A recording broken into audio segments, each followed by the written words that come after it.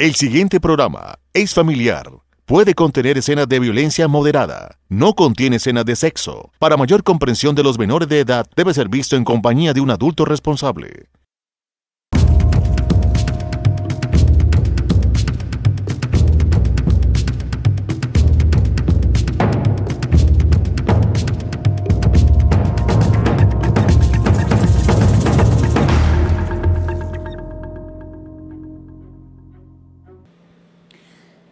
Historiadores de la historia, acabamos de celebrar 240 años del primer paso por la independencia. Es decir, acabamos de celebrar el 16 de marzo de 2021 ese acontecimiento especial con el cual se da inicio a la independencia de nuestro país, de Colombia. Esa serie de programas van a ser tal vez unos 4 programas de aquí en adelante que van a llevar esta misma introducción para indicar lo siguiente. Queremos en Historiemos la Historia dejar en el común de nuestros televidentes el momento anterior al 16 de marzo de 1781. Luego, ¿qué pasó ese 16 de marzo de 1781, hace 240 años hoy? Y lo sucedido después de ese 16 de marzo, hasta llegar a Zipaquirá y todo lo acontecido con José Antonio Galán y demás. Por esta razón, quiero hoy sustentar un poco la importancia de este documento. Son 2 libros titulados Rebelión Comunera en 1781, documentos tomo 1 y el tomo número 2. Son 2 libros editados por el Instituto Colombiano de Cultura en el año de 1981, cuando se cumplieron los 200 años de la rebelión comunera.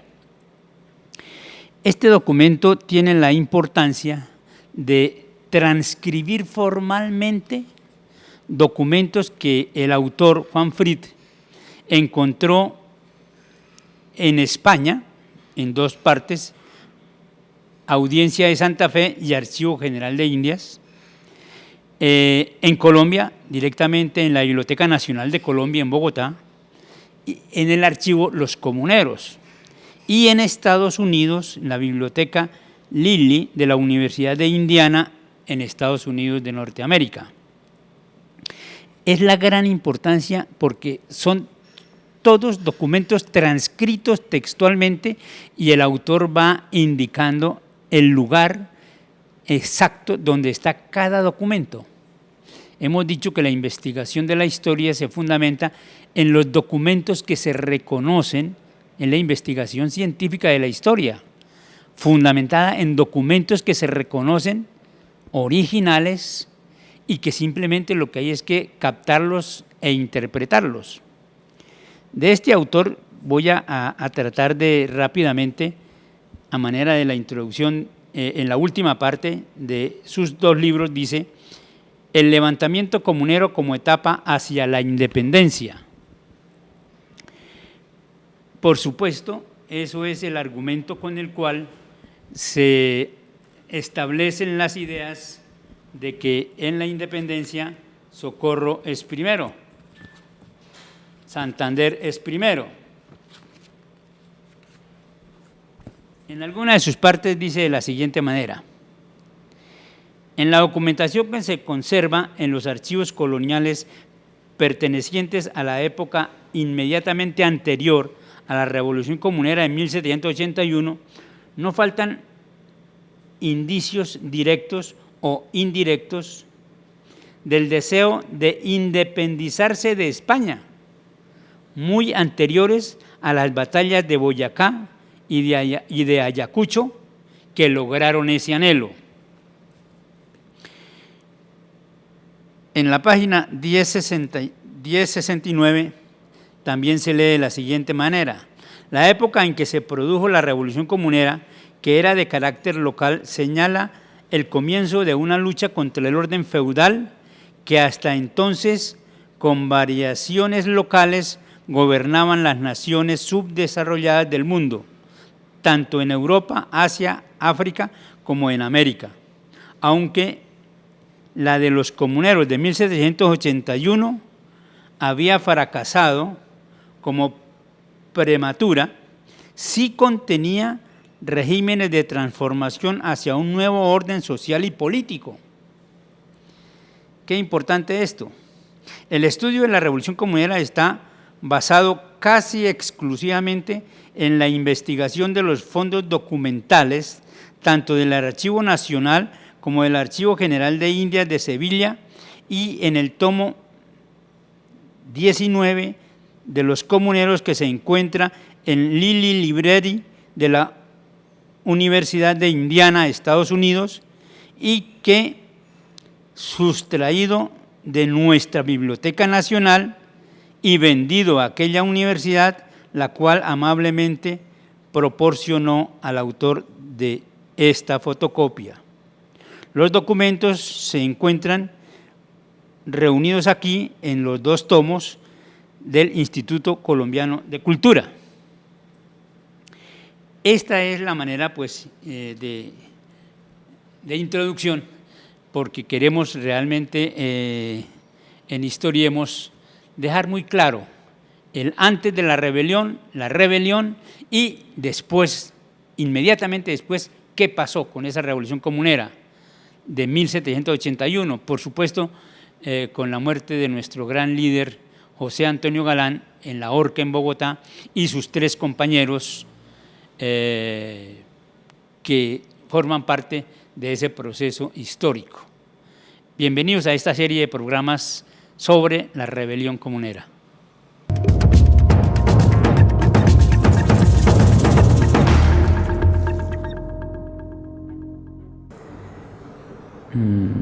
Indudablemente, los acontecimientos del 16 de marzo de 1781 fueron la sumatoria de todo un proceso que venía acumulándose en la antigua provincia de Socorro, cuya capital era la ciudad de Socorro, y que se expandió como una llama libertaria a prácticamente todo el virreinato de la Nueva Granada, llegando hasta Venezuela. En fin, en esta fecha es como el comienzo de nuestra mención que se hace de que en la independencia Socorro fue primero. Innegablemente, así lo contemplan nuestros historiadores. Sin embargo, el programa de hoy quiere correlacionar ese proceso inmediatamente anterior.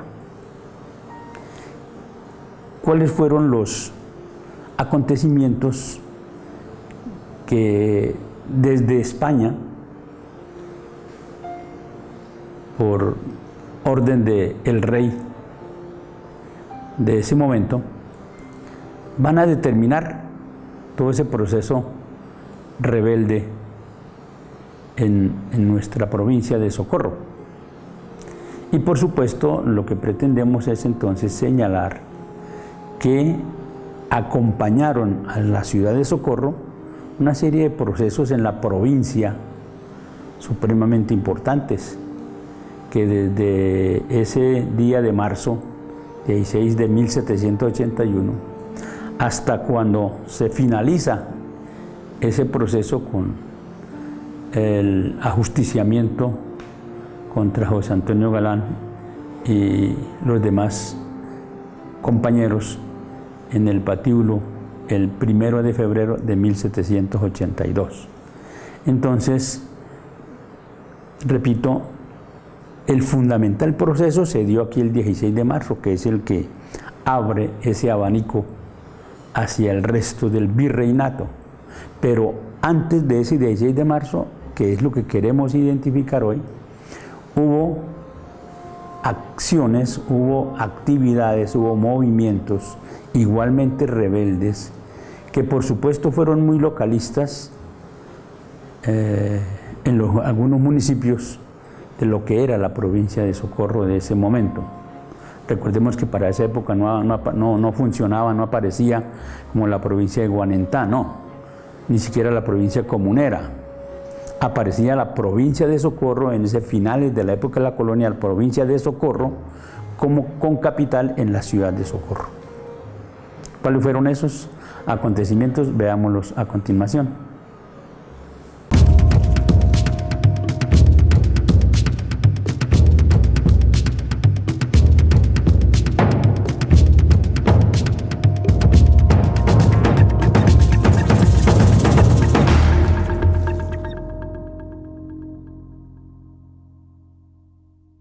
Gobernaba en España para 1750-60, gobernaba en España el rey Carlos III. Se habla de la dinastía borbónica, que tenía sus enlaces con otras regiones de Europa, otros países, pero que gobernaban en España particularmente.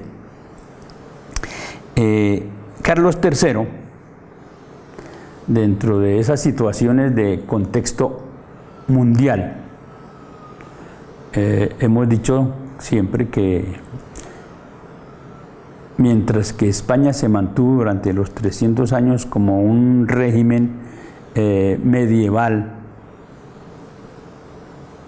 atrasado económicamente, en otras regiones como Inglaterra y Francia y Alemania y demás, Holanda, pues entraron dentro de un proceso económico muy poderoso, muy fuerte, una revolución industrial que cambiaba permanentemente y que utilizaba la ciencia y la tecnología y las máquinas, etcétera, para la producción industrial, en fin, las fábricas, etcétera.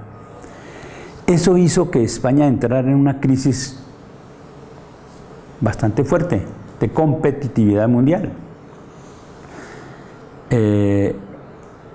Para suplir esa deficiencia, entre comillas, para el interés español, Carlos III, en el año de 1776, creó lo que él denominó los visitadores regentes, un nuevo cargo como autoridad en los virreinatos que tenía la gran colonia española en América. Esos visitadores regentes los concibe Carlos III con un poderío preponderante sobre los virreyes, que eran las máximas autoridades coloniales aquí en América.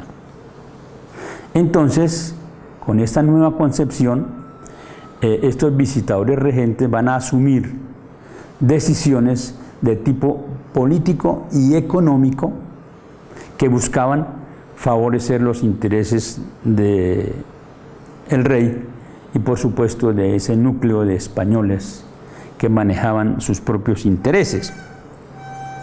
Al colocarlos por encima de los virreyes, en el año de 1777 se da ese gran cambio aquí en el Virreinato de la Nueva Granada, es decir,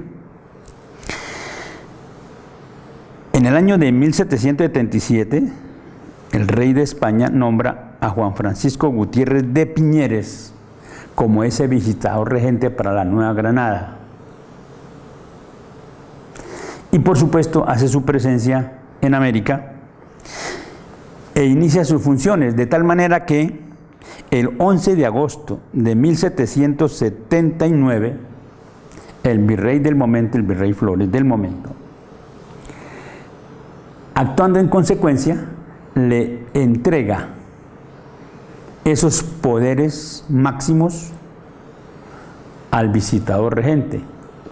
Y con esto es con lo que va a iniciar precisamente todo ese proceso de cambio que va a generar después todo ese régimen de impuestos nuevos que trae este visitador regente y los impone de qué manera, es lo que va a generar ese movimiento robusto de rebeldía contra ese régimen español imperante hasta ese momento. Vamos a ver a continuación entonces cómo es que este personaje llega a la Nueva Granada y cómo empieza a actuar, cuáles son las principales medidas que va a dictar en uso de esas facultades y que afectan directamente a nuestra provincia. Hemos dicho que la provincia de Socorro, dentro del contexto de la Nueva Granada, tenía un proceso económico supremamente fuerte basado en la producción agropecuaria, en la producción de tabaco principalmente, por supuesto, de comercio, no solamente para la Nueva Granada, sino inclusive hacia España. Hemos dicho siempre la importancia de la producción de tabaco que se sacaba aquí en el Socorro, en la provincia de Socorro de esa época, cómo competía en primer nivel con los tabacos de La Habana para la exportación hacia España. ¿Cuáles fueron esas primeras medidas del visitador regente? Veámoslas.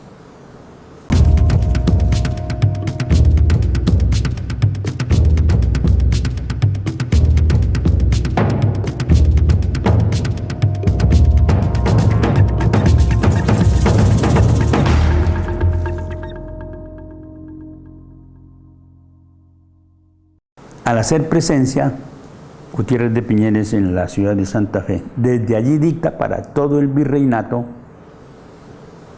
una serie de reformas de tipo impuestos nuevos que recaían sobre los habitantes de esta Nueva Granada. Digamos que fueron fundamentalmente, por lo menos empezando, fueron tres.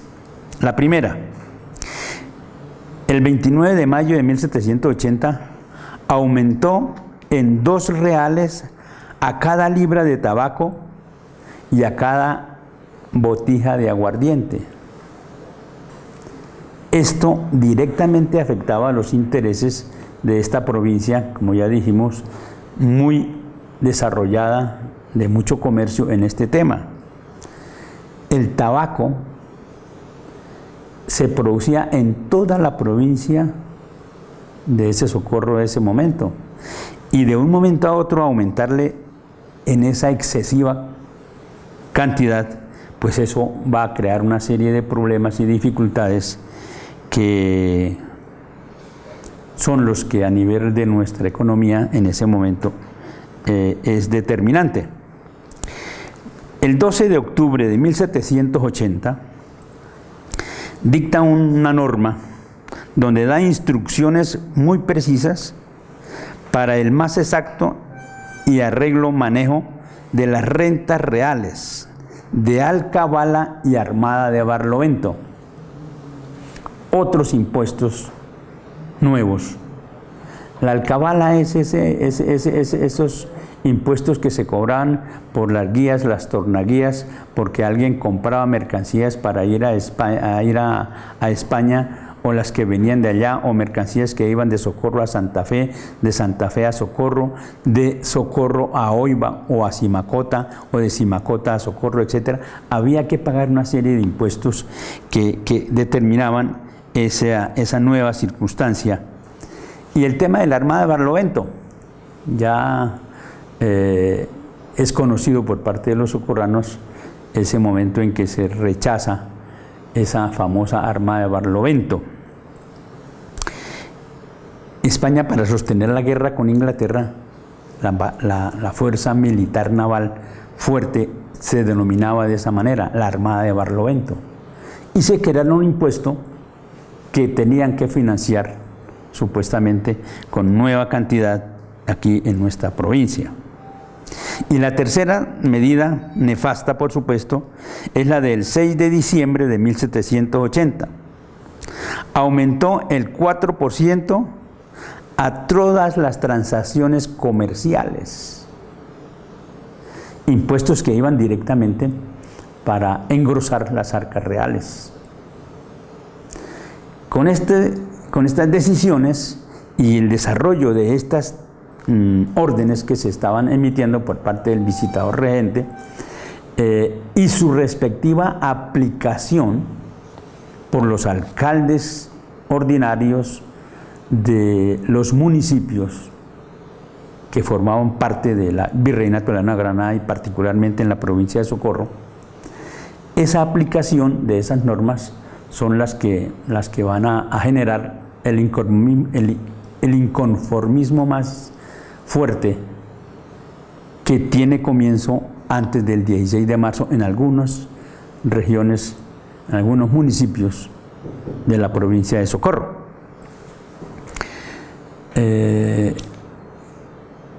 Para controlar esa producción se llegó hasta prohibir para los agricultores, para los campesinos, el número de matas de tabaco que debía tener cada uno en sus parcelas. De cualquier 3, 4, 5 o más hectáreas que tenía un campesino de la provincia de Socorro, llegar a controlarle que máximo podía tener 200 matas. Mandaban los guardas españoles a destruirle y a contarle cuántas matas tenían allí.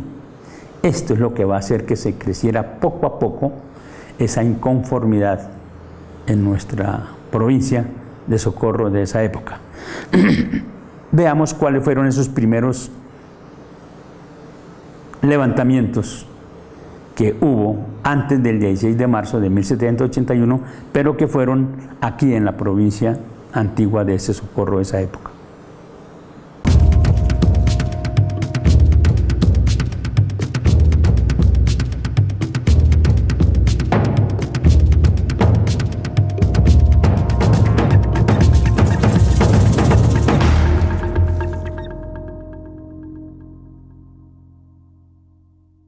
¿Cómo se llevaron a la práctica todas estas reformas que pretendió desde un principio y que efectivamente llevan a su cabal cumplimiento ese visitador regente en la provincia, en las provincias de la Nueva Granada? Aquí hay un autor que voy a leer textualmente que nos plantea cuáles fueron esos procedimientos como para tener una idea de contexto. En este libro sobre los comuneros, Guerra Social y Lucha Anticolonial, de Mario Aguilera Peña. Recordemos que para el bicentenario de la rebelión comunera, es decir, para el 16 de marzo de 1981, cuando se cumplieron los 200 años, fueron muchas las actividades que rescataron este proceso comunero. Ya hemos hablado de muchos autores que investigaron, historiadores que investigaron las temáticas a profundidad y de qué manera tan metodológicamente y científicamente manejadas. Una de ellas es precisamente la de Mario Aguilera Peña. En su momento él fue Premio Nacional, Universidad Nacional de Colombia, Bicentenario del Movimiento de los Comuneros. Lo vamos a hablar más en la bibliografía que soporta nuestro programa de hoy. En la página 87, entonces nos identifican tres maneras, tres procesos que permitieron identificar la arbitrariedad con la cual impusieron esa nueva reforma de impuestos de Piñeres. Dice así: el 13 de febrero de 1779,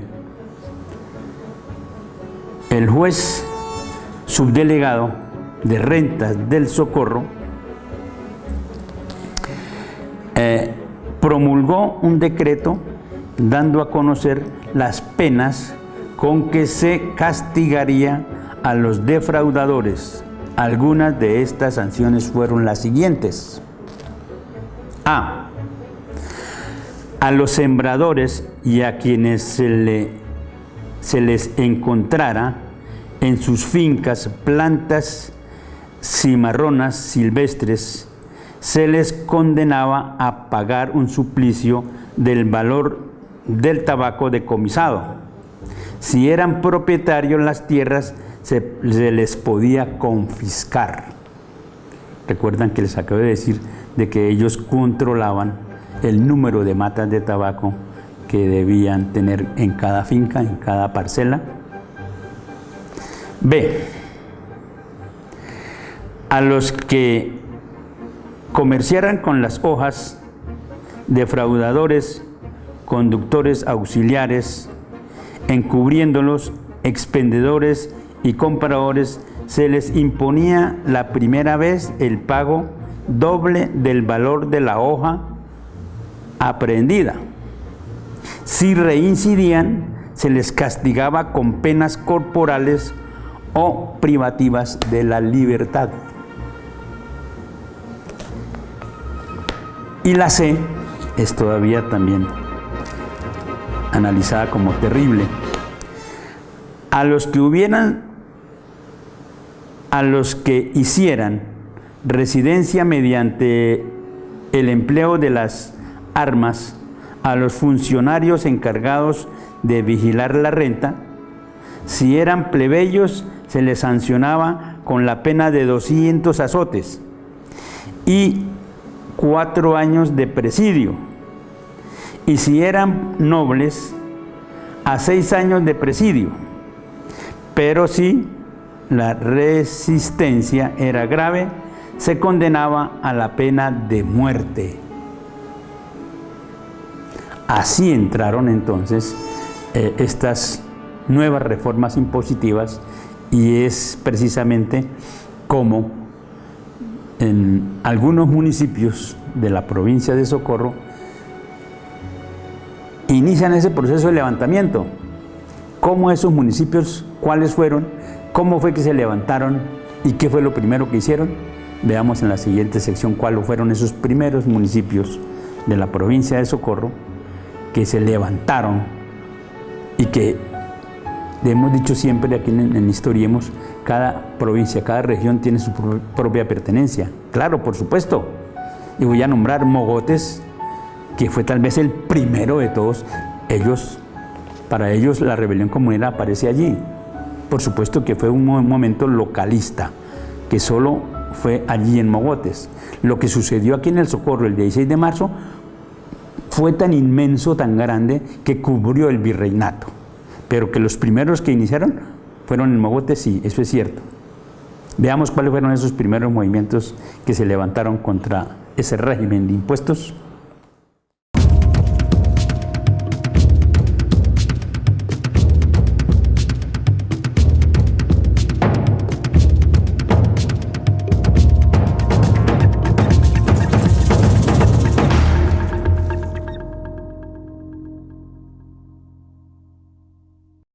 Los primeros levantamientos, entonces, en Mogotes.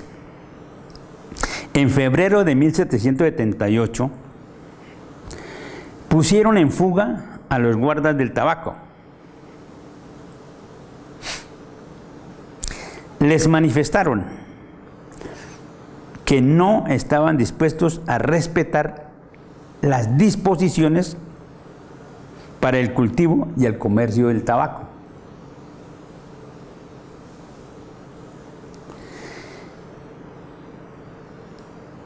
No reconocían, dijeron esos en ese momento, no reconocían al rey ni sus justicias, solo las que ellos designaran. Mire la manera de pensar inicialmente de este primer levantamiento formal que aparece en la historia de los comuneros. El 29 de octubre de 1780, casi al año siguiente, unos 300 mogotanos con diversidad de armas se sublevaron contra los guardias del rey porque habían recibido insultos y maltratos en forma concreta contra esas personas. Mogotes fue indudablemente, y estamos manifestando nuestro saludo a estos compatriotas allí en Mogotes. El segundo pueblo que se levanta es precisamente aquí cerquita a nosotros, Simacota. El 29 de octubre de 1780 se arma una trifulca, así textualmente dice Mario Aguilera, se arma una trifulca por los malos tratos y por el cobro de los impuestos en Simacota. Era muy próxima, ciudad muy próxima a Socorro, pero es importante tener en cuenta que allí se dio como ese segundo momento en esta rebeldía. El tercero, pues sucede el 17 de diciembre de 1780, ya casi llegamos a 1781, sigamos el hilo de la exposición. El 17 de diciembre de 1780, en Charalá se conoce por los historiadores que hubo realmente amotinamientos generales en el municipio en rechazo de ese nuevo régimen impositivo con todas las amenazas y todo ese proceso que posteriormente hemos explicado, con los cuales intentaron reprimir a esta provincia del antiguo Socorro. Inclusive hay un historiador que plantea que en el año de 1788, aquí en el Socorro, antes del 81, en 1778, hay documentos que hablan de que aquí en el Socorro como que se pensaba en grande sobre la rebelión. Pequeños comerciantes y campesinos proyectaron sublevarse contra la autoridad del virrey, aprontando armas para un gran levantamiento. ¿Cómo sufrió nuestro pueblo para conducirlo a elevarse intelectualmente y de forma práctica para rechazar esa decisión de imponer a la brava ese régimen impositivo? Ya la fecha siguiente es la del 16 de marzo de 1781, aquí en el Socorro. Se dice que era día de mercado. Ese día, mercado se hacía donde es hoy el Parque de Antonia Santos o Parque de la Chiquinquirá.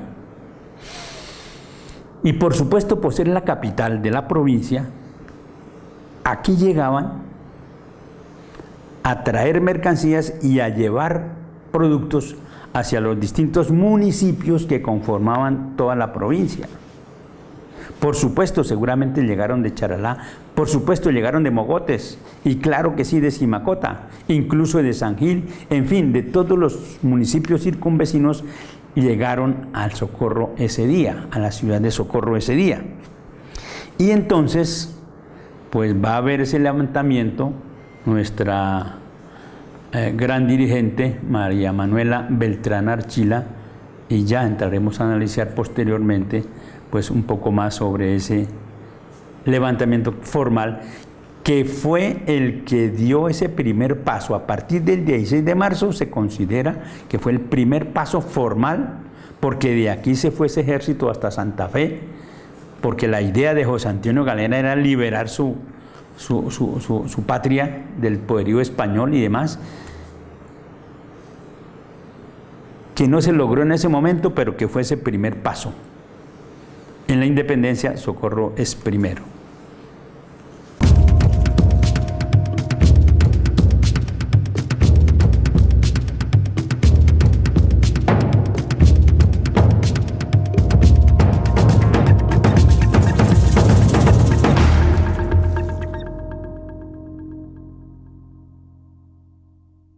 Para complementar esto que estamos soportando en el programa de hoy, nuestro autor, Mario Aguilera, nos hace una lista de esa oleada de tumultos que hubo a partir del 16 de marzo. Y la intención es darle reconocimiento en el programa de hoy a los distintos municipios de la provincia de ese antiguo Socorro que cogieron el eco. Aquí fue donde empezó esa rebelión que va a cubrir el Virreinato de la Nueva Granada, pero primero se cubrió toda la provincia de ese antiguo Socorro. Entre el mes de marzo, después del 16, entre los 15 días siguientes de marzo y el mes de abril siguiente, ¿cuáles fueron los más relevantes? Primero, el marzo 16, pues Socorro ya es conocida por todos, ese rechazo a la Armada de Barlovento y demás. El 2 de marzo, en marzo 17, es decir, al otro día, en Simacota, ataque a la Casa Administradora de Tabaco, hubo heridos en ese momento.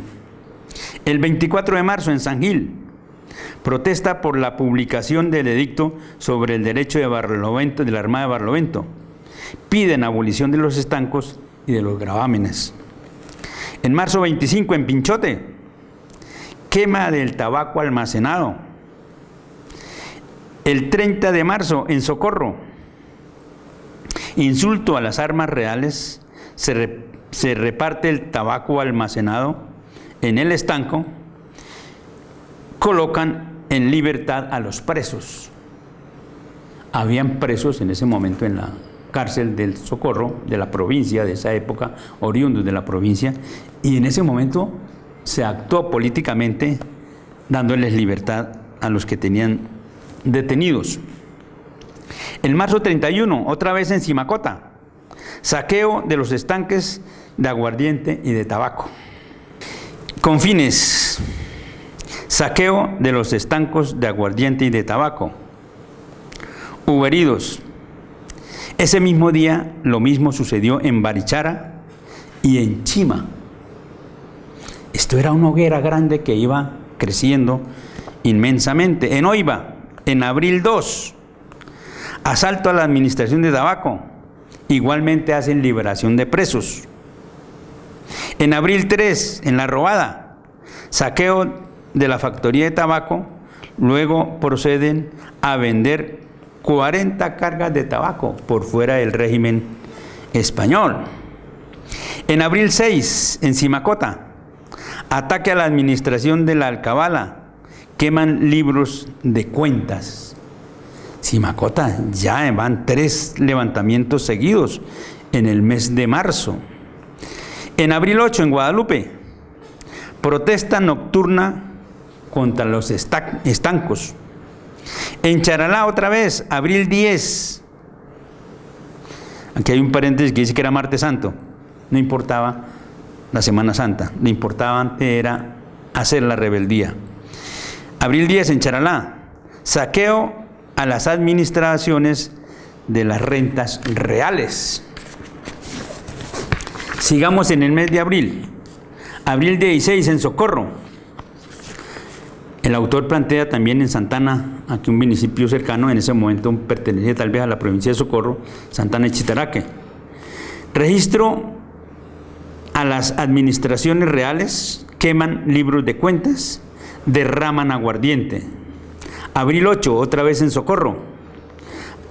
Proclamación de la Dirección General del movimiento El Supremo Consejo de Guerra fue creado en ese momento. Abril 20, en Páramo, municipios cercanos aquí a la ciudad de Socorro. Vecinos y forasteros izan la bandera roja carmesí, uno de los símbolos del movimiento. El 21 de abril en Vélez, asalto a casas de estancos, ataque a las administraciones de alcabalas. Abril 22, en Gambita, Mogotes, en Onzaga, saqueo a las administraciones reales, sacan huyendo los guardias reales.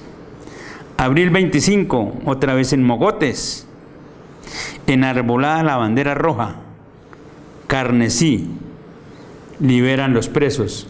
Pareciera ser que esa fue como la bandera de la rebelión comunera, la bandera roja. Fue la misma que habían utilizado, o que utilizarían mejor, posteriormente en Francia, durante ese proceso de la Revolución Francesa. Y finalicemos, hay muchas más fechas, pero finalicemos hasta abril 29, en Zapatoca. Protesta por la publicación del edicto sobre los derechos de armada de Barlovento. Y continúan muchos otros lugares próximos aquí a la región de Socorro. Digamos de esta manera para ampliar. Entonces, esta llama que se inició aquí en la provincia de Socorro, como acabamos de nombrarla, va a pasar inicialmente hacia lo que es hoy el departamento de Boyacá. En aquella época era la provincia de Tunja, y fueron muchos los municipios que hicieron lo propio.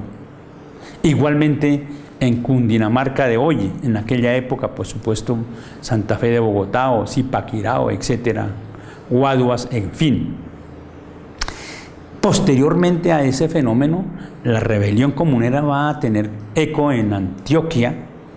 Fueron los levantamientos de ese momento también allí, y por supuesto se tiene conocimiento de esos levantamientos también hacia la región que se denominaba precisamente Venezuela, la provincia que dependía, Caracas, que dependía también, la Capitanía General de Venezuela, que dependía directamente del Virreinato de la Nueva Granada. Por eso esta llama de este momento rebelde fue inmenso. Veamos la última parte del programa.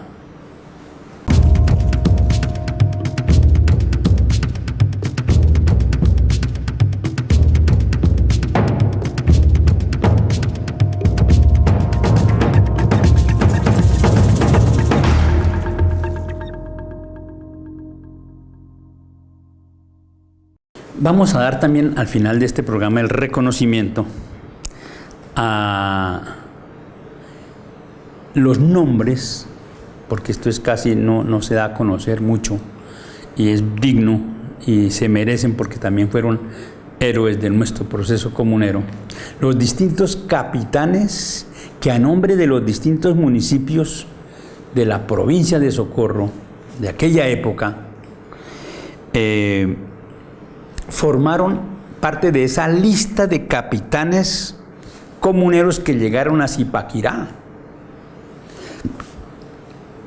El total de esos capitanes, ya dijimos que de Santander de hoy, de Boyacá de hoy, de Cundinamarca de hoy, etcétera, pues el total de esos capitanes que acompañaron el ejército comunero con el generalísimo Juan Francisco Bermeo y demás, pues se calcula en un número de entre 80 y 90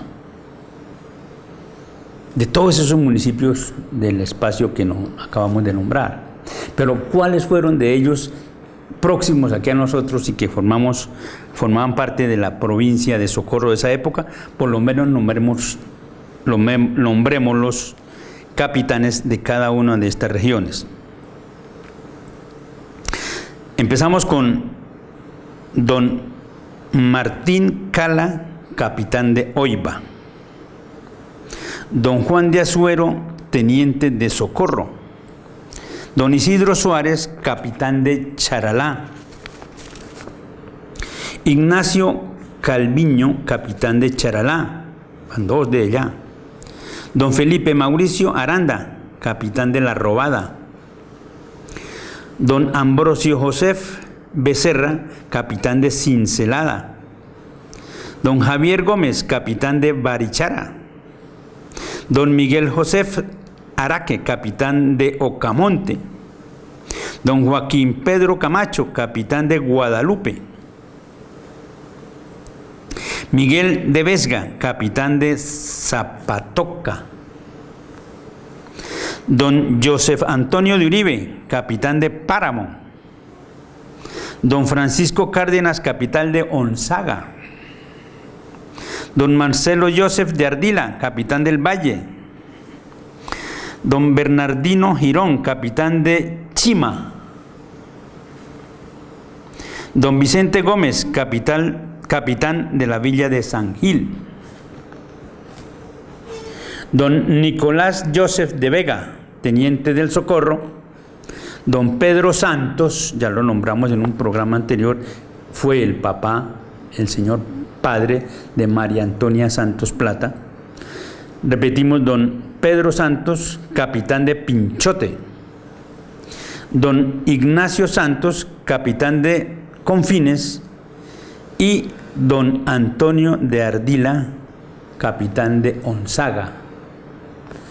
Mire esa representación tan espectacular que estamos haciendo hoy para reconocer estos líderes que casi no se nombran, pero que historiando la historia quiere hacer ese reconocimiento para que en todos estos lugares, municipios que forman hoy parte del departamento de Santander, se les haga el reconocimiento respectivo.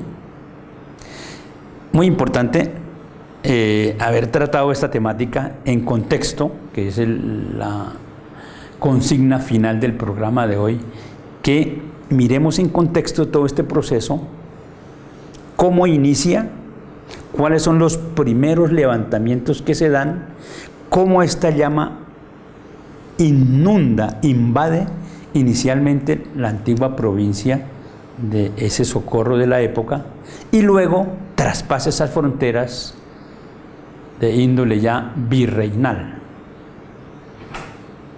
Qué importante el programa de hoy de Historiemos la Historia. Veamos la bibliografía que soporta nuestro programa.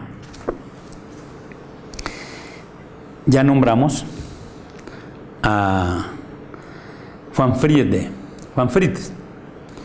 la rebelión comunera de 1781, el tomo número 1. Recuerden que son 2 tomos. Estos fueron lanzados, digamos, a la Academia de Historia aquí en el Socorro, cuando el bicentenario de la rebelión comunera en 1981. Juan Fried, tuvimos el honor de tenerlo en la Universidad Libre de Colombia, haciendo la presentación de este importantísimo documento que recoge, transcribe los documentos originales de la rebelión comunera. Nuestro segundo documento, este sí es nuevo, se llama Los Comuneros, Guerra Social y Lucha Anticolonial. El autor Mario Aguilera Peña. Ya dijimos, fue un premio nacional, Universidad Nacional de Colombia, bicentenario del movimiento de los comuneros. Importante documento a que nuestros oyentes complementen lo que hemos planteado aquí. El objetivo de la bibliografía, darla a conocer, es para que estos libros, si les es posible, entrar a consultarlos, ellos confirmarán los conceptos que se emiten en el programa y además los amplían profundamente. La televisión es un espacio muy corto en el tiempo y no hay más manera. El otro documento es el Movimiento Revolucionario de los Comuneros de Francisco Posada. Este autor también hace un trabajo muy importante sobre esta temática. Este es un libro importante para el caso aquí de nuestros vecinos en Oiva. Un saludo para los oivanos. Se llama precisamente Oiva y su historia. El autor, Ricardo Galvis Heredia. Este es un documento que para el contexto del municipio de Oiva y por supuesto narra todo lo de la rebelión comunera y luego la participación de los oivanos en el proceso ya de independencia posterior. Finalicemos entonces presentando el libro de Los Comuneros de Manuel Briceño.